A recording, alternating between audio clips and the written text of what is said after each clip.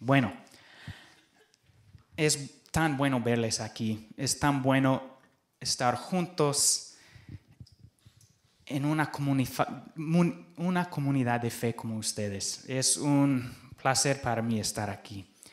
Y es bueno reunirnos y buscar a Dios y su camino y su presencia juntos, porque eso es lo que queremos. No queremos la presencia de Dios en nuestras vidas. Es la razón que estamos aquí. Si Dios no existe, no vale la pena, ¿no? Estamos aquí para vivir en su presencia y está bien hacerlo juntos. Estar con personas que quieren lo mismo. Bueno, hoy continuamos una serie de sermones o enseñanzas sobre el Evangelio de Juan. Y es una serie que hacemos juntos con la iglesia inglesa hablante allá, Vineyard Evanston. También hay una congregación inglesa hablante, se llama el Neighborhood Campus, es en Chicago. Y todos nosotros hacemos esa misma serie, investigamos el Evangelio de Juan. Y hay grupos pequeños que también estudian este evangelio, incluyendo un grupo dirigida por Adriana Estrada, nuestra Adriana allá. Bueno, la semana pasada revisamos el primer capítulo de Juan. Voy a bajar estos para que pueda verles a ustedes.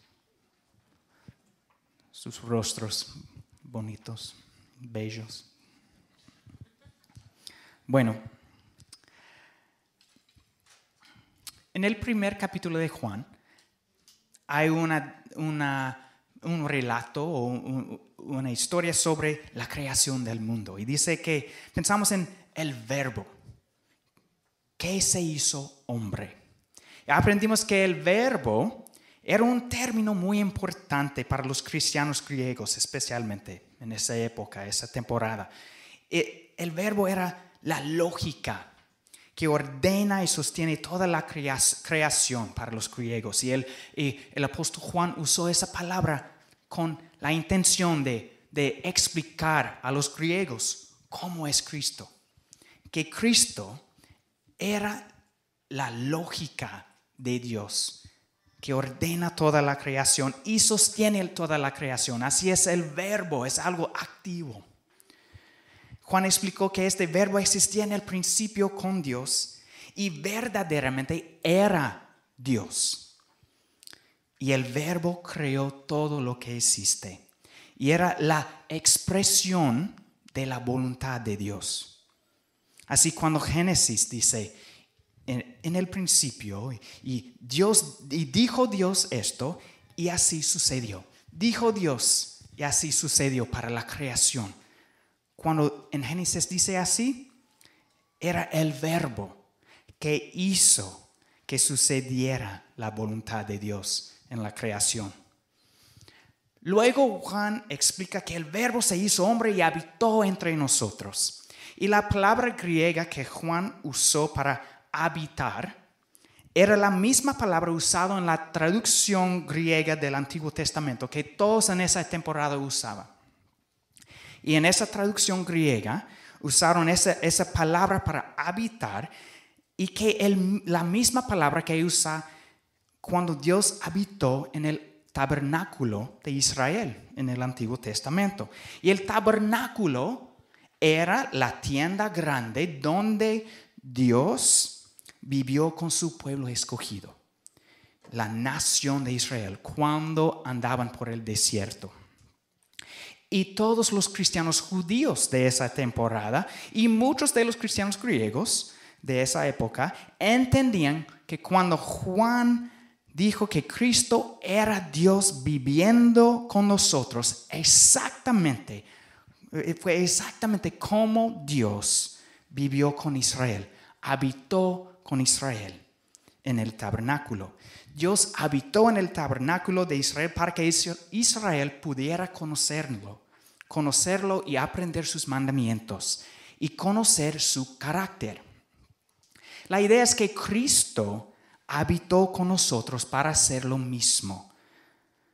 Así que podemos buscar en la historia de Cristo, especialmente en el Evangelio de Juan, podemos buscar las respuestas de cómo es Dios, cómo es su carácter, cómo Dios quiere que vivamos.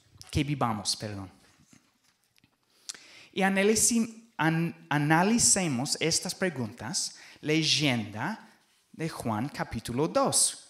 Vamos a comenzar con verso 13 a 22. Y vamos a pensar en lo que Juan revela sobre el carácter de Dios y qué es acerca de su corazón. Okay, puedes leer en tu Biblia o puedes leer en la pantalla. Dice así: cuando se aproximaba la Pascua de los judíos, subió Jesús a Jerusalén.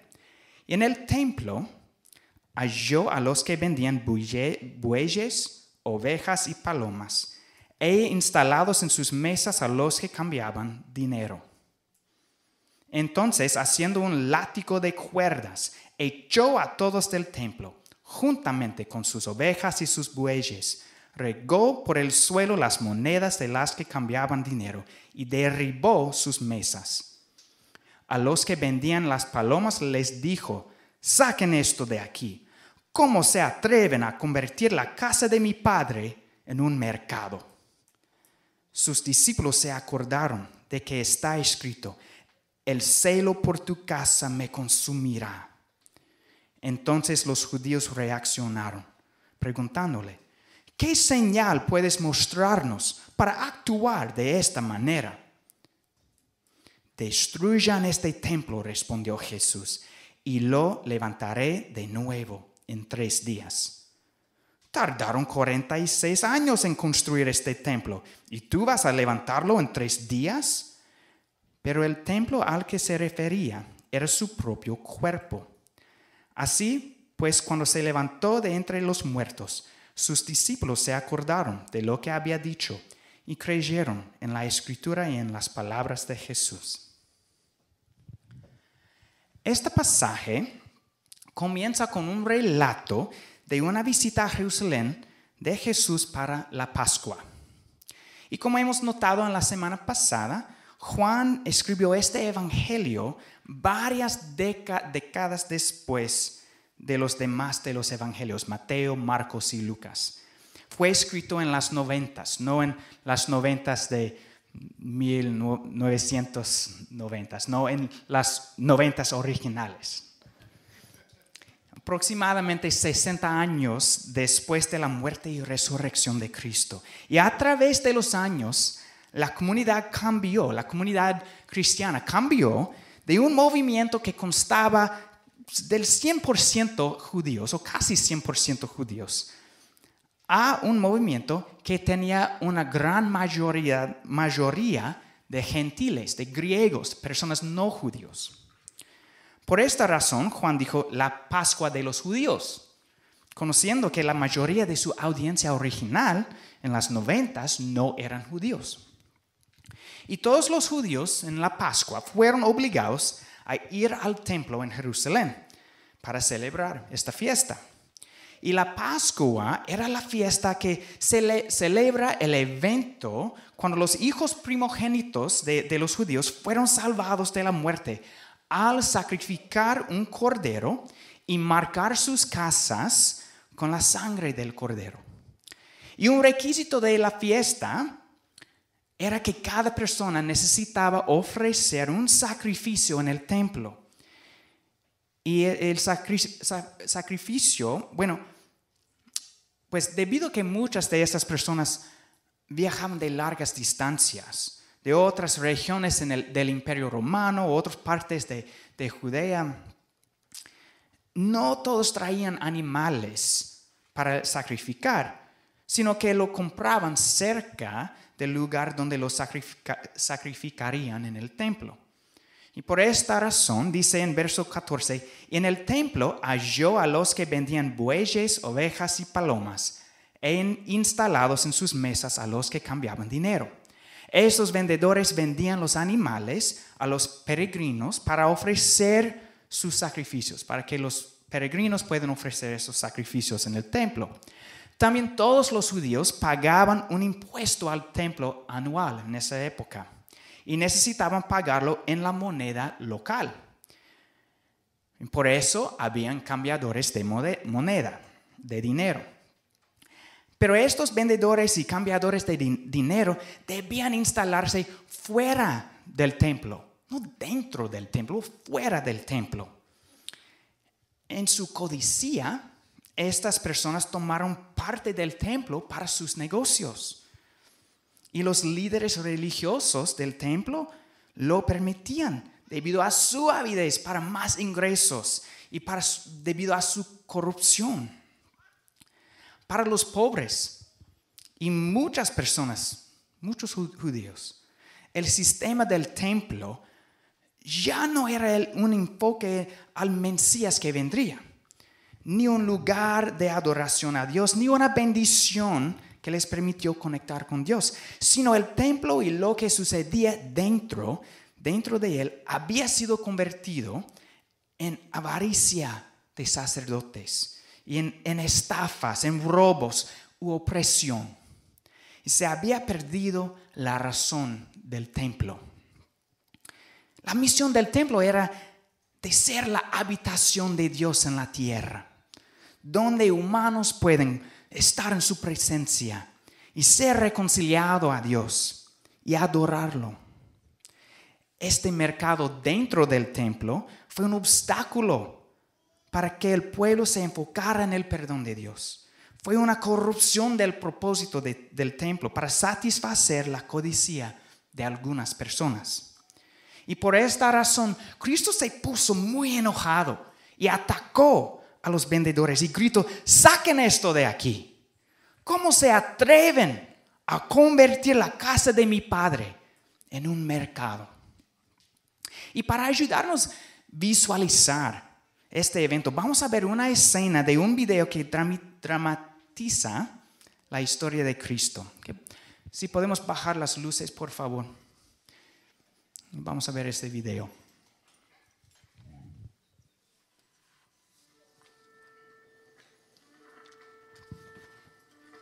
It was almost time for the Passover festival, so Jesus went to Jerusalem.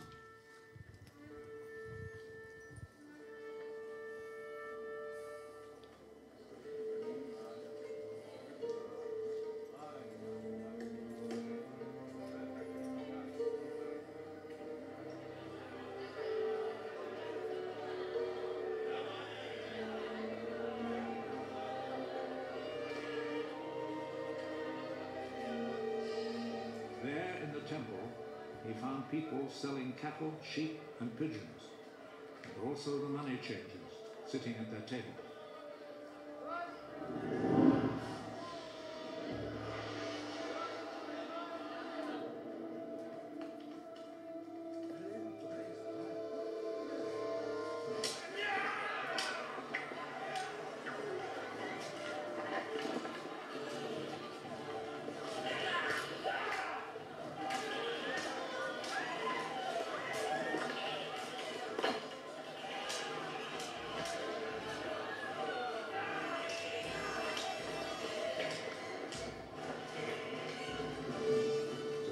Whip from cords and drove all the animals out of the temple, both the sheep and the cattle.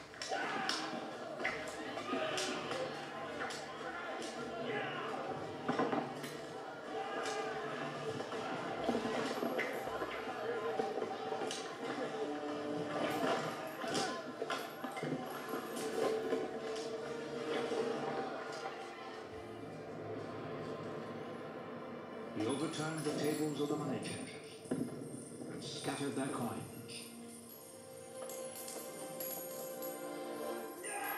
And he ordered those who sold pigeons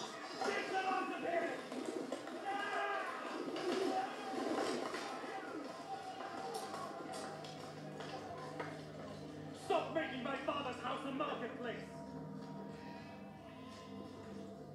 His disciples remembered that the scripture says, "My devotion to your house, O God, burns in me like a fire." The Jewish authorities came back at him with a question. What miracle can you perform to show us that you have the right to do this? Tear down this temple, and in 3 days I will build it again. Are you going to build it again in 3 days?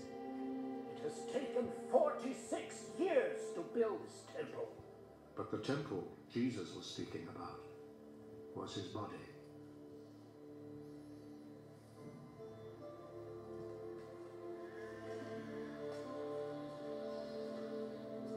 So when he was raised from death, his disciples remembered that he had said this, and they believed the scripture and what Jesus had said.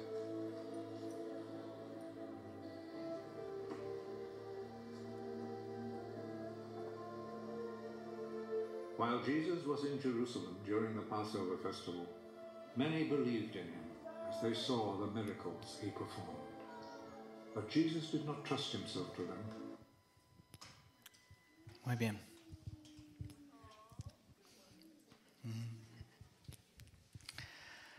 Ok. Bueno, si Juan el apóstol, que escribió este evangelio, si quiere relatarnos cómo es Dios y cómo es el corazón de Cristo, qué le gusta y qué le disgusta, entonces creo que una conclusión clara de este pasaje de Escritura es que Cristo odia el mal uso de la religión, el mal uso de los lugares de donde nos reunimos y el abuso de su pueblo cuando hay ganancias personales o materiales así. Este es el primer punto. Cristo odia el mal uso de los templos donde nos reunimos y el abuso por ganancias personales o materiales. A través de los años, hemos enfrentado este problema varias veces en esta iglesia. Y creo que en los 8 años y medio, desde que comenzamos la viña, cada año alguien ha tratado de utilizar su posición en la iglesia o la confianza de la gente para su beneficio financiero personal. Y una vez, por ejemplo, en nuestro primer año de una iglesia, un hombre y su familia asistió a la viña por varias semanas.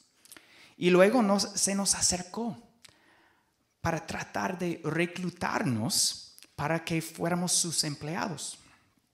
Y aprendimos de que esto fue su método. Él visitaba a varias iglesias diferentes para reclutar a los pastores y líderes para que fuéramos parte de su empresa.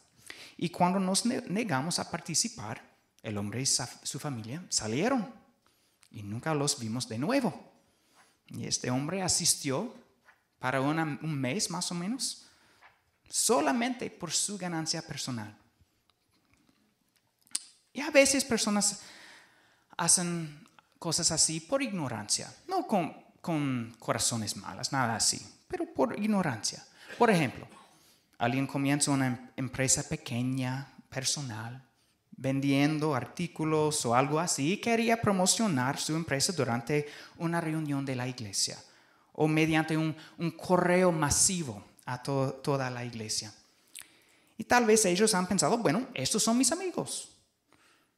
Ellos querían apoyarme, tener éxito en este proyecto. Y la realidad es que sí, animamos a personas en sus empresas y proyectos y les deseamos lo mejor. Está bien, es la verdad, somos sus amigos. Y si su empresa involucra el vender cosas a individuos, está bien si alguien habla a sus amigos de la iglesia sobre su empresa. Pero esta actividad debe suceder fuera de las reuniones y actividades oficiales de la iglesia. Si alguien trata de promocionar su empresa durante una reunión oficial de la iglesia, sería un impedimento para la gente adorar a Dios y desenfocaría para hacer su obra.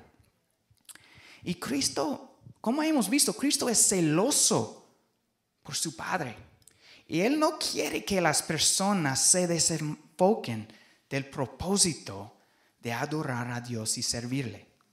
Así que informamos a personas que está bien promocionar su empresa, pero insistimos que no lo hagan en el tiempo de Dios. O es decir, no lo hagan durante reuniones de la iglesia. Y les pedimos que no utilicen las conexiones de la iglesia para imponer presión a otras personas para comprar algo. Está bien hablar, pero no imponer presión, ¿no? Y aún más importante en este tema es que líderes y voluntarios en la iglesia nunca deben usar su posición, su confianza en la iglesia para su propio beneficio financiero. Hemos tenido problemas, lamentablemente, ¿es la palabra? Perdón, lamentablemente, hemos experimentado cosas así de vez en cuando. Y es un gran problema para nosotros cuando alguien que asiste en la iglesia pide dinero prestado de alguien de la iglesia o solicita a otra persona de la iglesia hacer negocios durante la reunión. Pero es mucho más delicado cuando un líder hace esto, porque una persona de la iglesia va a sentir presión de dar dinero al líder o comprar algo del líder, simplemente porque es un líder y se sienten comprometidos solo por seguir a líderes de la iglesia. Por esta razón no permitimos a líderes de la iglesia pedir dinero prestado de la gente, de personas que asisten. Y si los líderes tienen empresas, está bien. O si un líder tiene un negocio, nos aseguramos que no haya conexiones con la iglesia. Es decir, su negocio es esa parte de la iglesia. ¿Me entienden? Y si hubiese algún contacto afuera, o si haya conexiones, si conecten con alguien afuera de nuestras reuniones, no sea de forma obligada. ¿Me entienden? No hay obligación comprar algo o hacer negocios con un líder. Es la idea.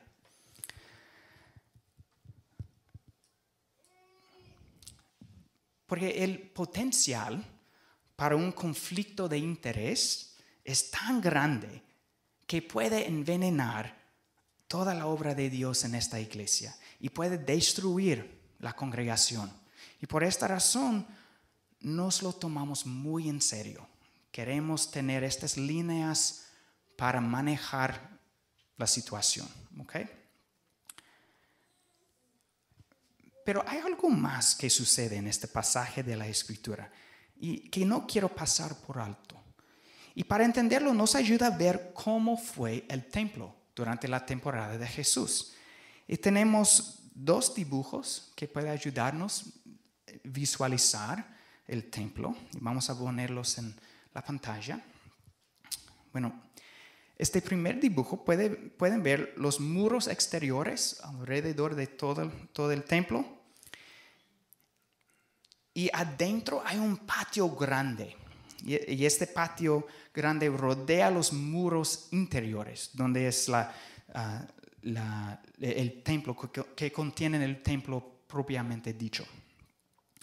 Este patio es el patio de los gentiles. Y tal vez el otro dibujo puede ayudarnos a visualizarlo más. Hay el patio de gentiles, los no judíos, dentro de los muros, dentro del templo, pero fuera de los muros interiores. Okay. Los académicos son casi unánime en identificar los patios de los gentiles como los lugares donde estaban los vendedores de animales para sacrificio y los cambiadores de monedas que Cristo expulsó. Fueron en este patio de gentiles. Y aunque era el templo de los judíos, en el Imperio Romano habían muchos gentiles o personas del trasfondo griego o otra cultura que adoraban también al Dios de Israel y trataron de seguir la ley de Moisés. Y podemos ver ejemplos de ellos ambos en el Antiguo Testamento y en el Nuevo Testamento. Por ejemplo, el centurión romano en Lucas capítulo 7, quien estimó a los judíos y construyó una sinagoga para ellos. Es como construir una iglesia para ellos. O por ejemplo, Cornelio de Hechos capítulo 10. Cornelio fue un hombre que también adoró al Señor, a Dios, el Dios de Israel. Y también esto fue la visión del propósito del templo en el Antiguo Testamento. Por ejemplo, en Isaías capítulo 2, verso 2, cuando ese profeta de Israel declaró en el nombre de Dios, siglos antes de Cristo, declaró así: en los últimos días, tal vez, no sé si tenemos este pasaje para la pantalla. Sí, ok.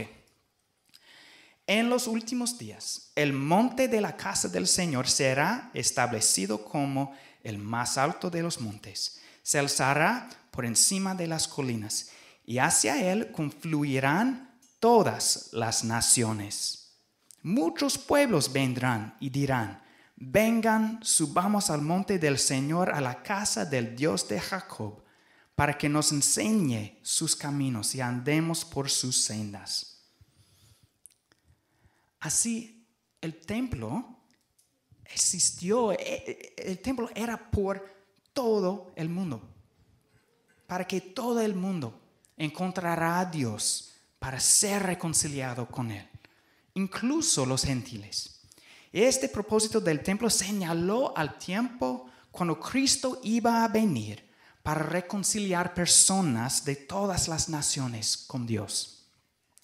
Pero los líderes del templo y los vendedores y cambiadores de monedas han convertido a un mercado el único lugar en el templo donde los gentiles pudieron adorar a Dios. Ellos los judíos, la ley de Moisés no permitieron que los gentiles pasan dentro de los muros interiores.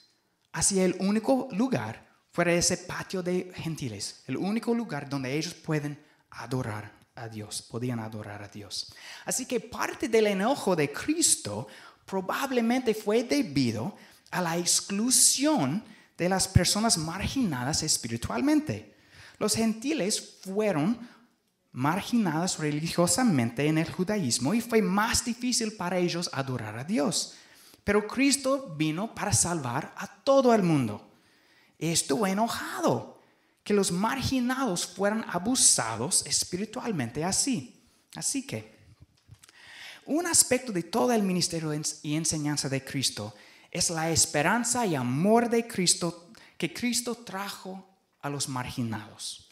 Así que podemos ver un ejemplo de la pasión que Dios tiene por los marginados y por los que experimentan abuso espiritual de líderes religiosos.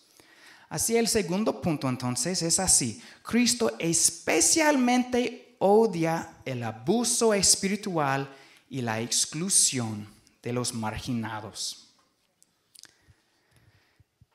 Después que Jesús expulsó los vendedores y cambiadores de dinero, hay un intercambio interesante entre Jesucristo y los líderes de los judíos. Y puede poner el pasaje en la pantalla otra vez, el pasaje de Juan 2, comenzando con verso 18. Entonces los judíos reaccionaron, preguntándole: ¿qué señal puedes mostrarnos para actuar de esta manera? Destruyan este templo, respondió Jesús, y lo levantaré de nuevo en 3 días. Tardaron 46 años en construir este templo, ¿y tú vas a levantarlo en 3 días? Pero el templo al que se refería era su propio cuerpo. Así pues, cuando se levantó de entre los muertos, sus discípulos se acordaron de lo que había dicho y creyeron en la Escritura y en las palabras de Jesús. Los líderes religiosos pidieron a Jesucristo por un señal para mostrar su autoridad. La razón por la que ellos le hicieron esa pregunta fue porque los sacerdotes pensaban que Jesucristo no estaba autorizado, porque ellos no han autorizado a Jesucristo. Y así que demandaron una señal milagrosa para mostrar que Él tenía autoridad de Dios para hacer esto. Fue un desafío a Cristo. Y Cristo respondió en una manera curiosa.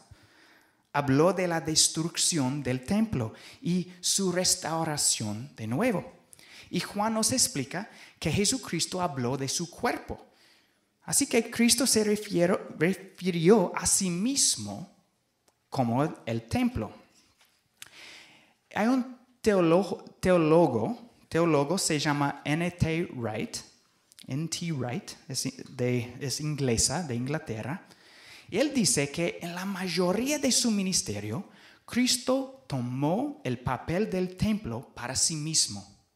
En el judaísmo del Antiguo Testamento hasta la temporada de Cristo, el templo fue el lugar donde el pueblo vino para recibir el perdón de pecado, para ser reconciliado de Dios y para adorar a Dios. Y el sistema de sacrificio del templo fue la única manera para recibir perdón de pecado, y la gente tuvo que ir al templo para recibirlo. Pero a través de los evangelios, vimos a Cristo andando por toda la tierra diciendo a personas: tus pecados te son perdonados. Cristo perdonó a la gente sus pecados y lo hizo directamente fuera del templo y su sistema de sacrificio. Siempre los fariseos y los sacerdotes se escandalizaron cuando Jesús perdonó los pecados de alguien. Y Cristo una y otra vez hizo milagros, en parte para demostrar que tenía autoridad de Dios de perdonar pecados. Así que el ministerio de Cristo fue en parte una declaración que el templo físico ya no sería necesario para recibir perdón por sus pecados. Lo que quiso decir con sus acciones de perdonar pecado fue que la temporada del templo ya se había cumplido. Y recuerden que dije anteriormente que en Juan capítulo 1, donde dice que el verbo habitó entre nosotros, la palabra traducida es habitó, y es conectado a la palabra para el tabernáculo en el Antiguo Testamento. El tabernáculo fue el lugar donde Dios encontró al pueblo de Israel durante su tiempo cuando vagaba por el desierto. Y en el Antiguo Testamento, el tabernáculo y luego el templo fueron el lugar donde el pueblo de Israel encontró a Dios y donde fue reconciliado con Él mediante este sistema de sacrificio. Pero ahora, el templo verdadero, el Verbo, Dios encarnado, ha venido. El templo fue una señal temporal que apuntaba al tiempo cuando Dios habitaría directamente entre su pueblo, cuando el reino de Dios vendría. Es decir, el templo era una sombra del Cristo, del Verbo, Dios encarnado que iba a venir. Y ahora que Cristo vino, el propósito del templo se cumplió. El tiempo del templo finalizó porque ahora el pueblo recibe el perdón de pecado directamente de Dios el Hijo, mediante el sacrificio de Dios mismo en la cruz. Y el pueblo se reconcilia con Dios directamente mediante Cristo. Ahora el sistema del templo para ofrecer sacrificios a Dios y ser reconciliado a Él no fue necesario, porque el templo verdadero, el templo vivo, ¿quién es Jesucristo? Dios con nosotros había llegado. Y este es el tercer punto y el último punto. Cristo es el templo verdadero, mediante el cual recibimos el perdón de pecado y reconciliación con Dios.